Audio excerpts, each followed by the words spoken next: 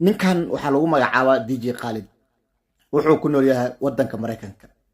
dhalashadiisa asal ahaan waa Falastiini. wuxuu ku dhashay Gaza.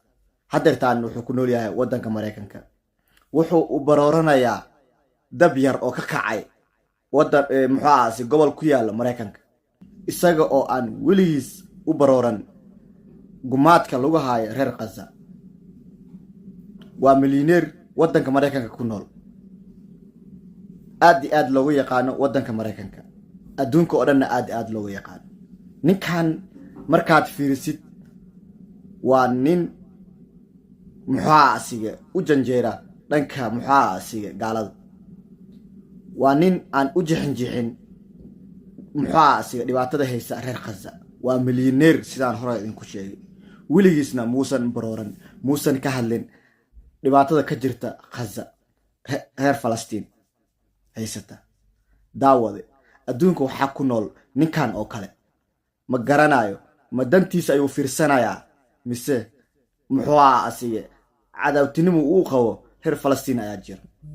ninkan waa asali Falastiini ah, wadanka Falastiin ayuu ku dhashay.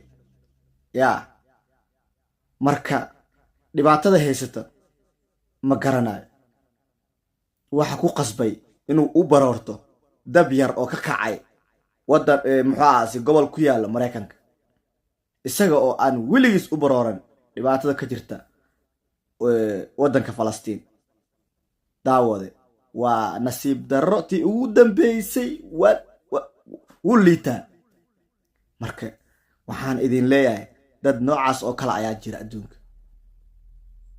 dadkaadii la gumaadayo oo aadan weligaa ka hadlin dab yar oo ka kacay Mareykanka inaad u barooratid, aad u ooysid, wixii ku kalifay wax yar ma aha.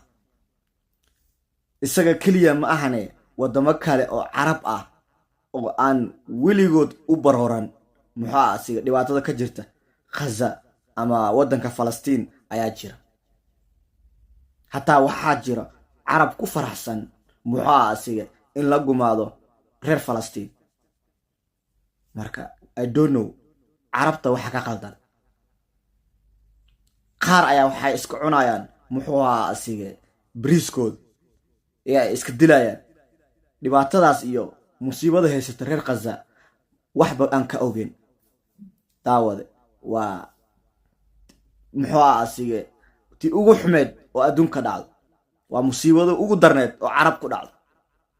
maxaa yeelay walaalkaa oo la gumaadayo meeshaad ka hadli lahayd oo aad ka dhihi lahayd waa garab taagannahay, haddaad aamustid oo aad u oysid dab yar oo ka kacay gobol ka tirsan Mareykanka, waa nasiib darradii ugu xumeed oo caalamka ka dhaca.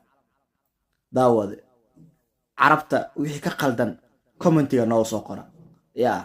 commentiga nooga soo qora. waxaan waa fahmi la'aana.